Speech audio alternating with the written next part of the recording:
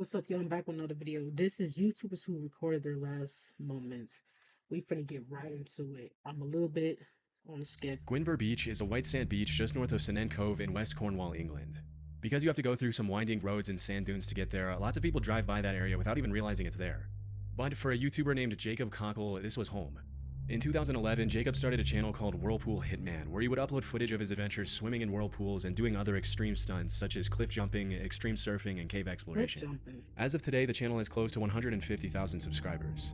According to his family, Jacob lived his life on the edge, and his stunts often earned him covering shots in big surfing magazines and even prizes from the Sunday Times and National Geographic.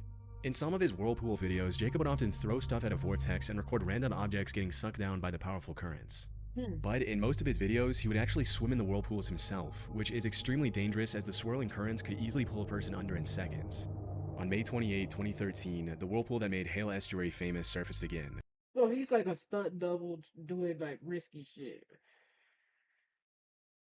Like he get a lot of his shit from doing risky shit, like a lot of adrenaline from doing risky shit. As it did a few times a year. And Jacob was determined to swim in it to capture some cool looking footage for his channel. That day, he ran up to his friend and artist David Rain's house and asked him to film him as he swam around the whirlpool. David had collaborated with Jacob in the past, and seeing how excited his friend was, he agreed. Just like in the rest of his YouTube videos, Jacob brought a prop to the harbor to make his video more eye-catching to his viewers, and for this particular video, he decided the prop would be a horse mask. For several minutes, Jacob swirled around the vortex's edge, letting the current carry him in a circle without dragging him down. Bro, that was dumb as fuck. Why would you put something on your head in a whirlpool where, like, if you did get fucked over, it's harder to defend yourself? It's harder to maneuver that.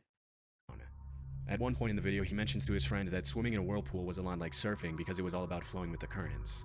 After filming for about 25 minutes, David mentions that they probably have enough footage and tries to get Jacob to come out of the water. I reckon you got enough there. Riding the current of it with your body. Are you? Yeah, it's really similar to surfing. Just flowing with it.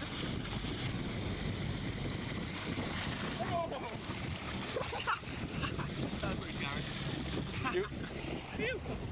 You got enough? I should really make the most of it. I don't know what else to do. Instead of getting out, Jacob asked David to hand him his stick-mounted GoPro so he could capture one last bit of underwater footage before calling it a day. A few seconds after he dived down, David started to worry as Jacob hadn't come back up to the surface. When he yelled his friend's name and received no response, he ran to the other end of the quay where the water flowed into a pool. That's when he saw his friend face down in the water and knew it was too late. Jacob was gone. In March of 2014, Jacob's last footage was uploaded to YouTube with the haunting caption at the end of the video reading, "Live as if you were to die tomorrow, learn as if you were to live forever." At age 28, Jacob lost his life doing what he loved most. His funeral was attended by dozens more people than the church could accommodate, and they all gathered to celebrate his life and remember him as the fearless adventurer he was. He should have got out of that fucking water, bro. A year after his passing, the harbor was renovated, and the whirlpool that had captivated Jacob and ultimately taken his life disappeared forever. That's so sad. James Stobe was a YouTuber known for his unique train hopping videos, where he traveled across the country by riding on the back of freight trains, delighting his fans with his original piano playing, deadpan humor, and hilarious commentary on everything he saw. Due to the risk of falling off the train or getting caught between moving cars, train hopping is extremely dangerous. But that hasn't stopped people from doing it since before the Great Depression. And it definitely didn't stop James, or Stobe the Hobo as he often referred to himself on his YouTube channel of almost 60,000 subscribers and just a little over 60 videos. In some of his videos, you'll Is all this videos gonna be like a bunch of like people who do stupid shit, jumping off the buildings and like, come on, are y'all putting yourself at risk like a motherfucker? find comments from people claiming that they had met Stobe at bars and assumed he was lying when he told them he train hopped across the country filming his adventures. But every time, Stobe surprised them with some pretty awesome footage of his cross-country train hopping trips. From Palm Beach to Jacksonville, Stobe loved sharing his raw experience of life on the rails with his audience, who always supported him in his unending search for some pizza and a cold beer. Sadly, the adventure came to a tragic end for Stobe on November 8, 2017, when a deadly train accident in Baltimore took his life. Unfortunately, due to the lack of media coverage of his passing, it's hard to know what exactly happened to James Stobe. But the most familiar sources claim that he either fell off an overpass or his backpack got caught on a passing Amtrak train as he was standing on a bridge. Because his death left so many questions unanswered, a lot of his fans submitted requests for the Baltimore Police Department to release more information on the case, but they were asked to remain respectful of Stobe's family and give them space. As of 2024, most of Stobe's fans still don't know exactly what happened to him, but if one thing's for sure, Stobe the Hobo passed away doing what he loved most, and his legacy will live on forever. Imagine being able to build an app with your RP to name anyone on who's in it this just by video. thinking about it. Meet Base 44. High on Life was a pretty popular YouTube channel with over 600,000 subscribers at its peak. Starting in 2011, the High on Life crew uploaded more than 400 videos showing their audience what it was like to make a living as full-time travelers. From exploring beautiful tropical paradises to cliff jumping to diving sunken ships, High on Life always uploaded really cool videos of the crew's adventures across the globe. Living life by their motto, if you can, you should, embracing life to the fullest was at the heart of everything they did. As mentioned in their channel description, part of their mission was to inspire their audience to get out and explore the world. For several years, the High on Life channel grew quickly, with travel content being released frequently. But on July 3, 2018, a tragic accident would forever change the lives of the 10 team members and their audience. That day, the Royal Canadian Mounted Police reported that 3 people had been swimming in one of the pools at the top of Shannon Falls when they suddenly slipped and fell into a pool about 100 feet below. Shortly after, the bodies of the 3 victims were confirmed to belong to Riker Gamble, Alexi Lyak, and Megan Scraper. Riker and Alexi were High on Life members, while Megan was Alexi's longtime partner. Tragically, it was confirmed by the police that Riker and Alexi were trying to rescue Megan, who had slipped into fast-moving water before the 3 of them fell 100 feet. Through tears, the remaining members of the High on Life crew shared a touching goodbye message for Riker, Alexi, and Megan on their YouTube channel, remembering them as the kind, outgoing, life-loving people they were. Throughout the investigation, there were rumors that the 3 of them had been filming a video at the time of the accident, but this wasn't 100% confirmed. In the aftermath of the tragic incident, a GoFundMe page was started to cover the funeral expenses, raising close to 30,000 Canadian with the help of their loyal audience. After uploading 5 tribute videos, the High on Life crew continued uploading videos of their travel adventures, honoring their friend's legacy.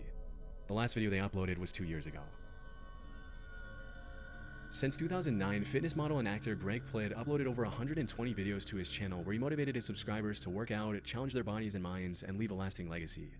In a lot of his videos, he inspired his followers with a philosophy of extreme discipline and seizing every day as an opportunity to become a better version of themselves. If you want my talking as much, because I got shit to do, like I said, and I'm on a schedule. But throughout his career, Greg inspired hundreds of thousands of young men to push beyond their limits, embrace hard work, and grab life by the horns. As a West Point graduate and Army Ranger who had jumped out of more than 1,000 planes throughout his career, Greg really did practice what he preached. Sadly, in 2015, Greg lost his life at the age of 37 after being hit by a Metrolink commuter train in Burbank, California.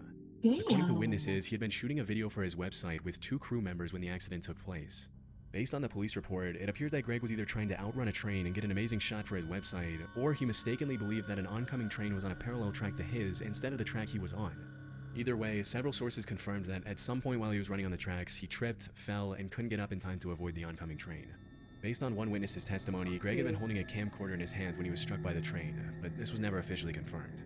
Chillingly, a bystander took a photo of Greg standing near the tracks just a few moments before the incident. Another witness, named James A. Brown, claims he saw a security camera video of Greg running on the tracks as the train approached him from behind. He had on all black, the train went by, I saw him, stumbled over the tracks, he had a camcorder in his hand, something like yours. If everybody's saying it, Train stopped. he was probably trying to get some cool footage, some dope, some cool shots. Like, oh, look how fast! Like, and it went sideways, and he ended up dead. RP to him. But that was risky as fuck.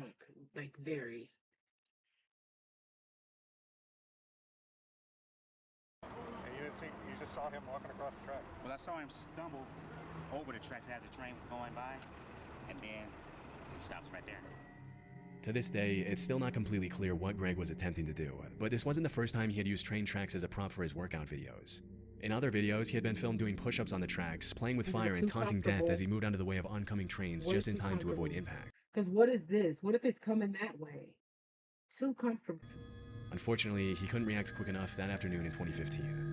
To this day, Greg is remembered as a prime example of what it means to live boldly, and through his hundreds of thousands of fans, friends, and family, his legacy will live on forever.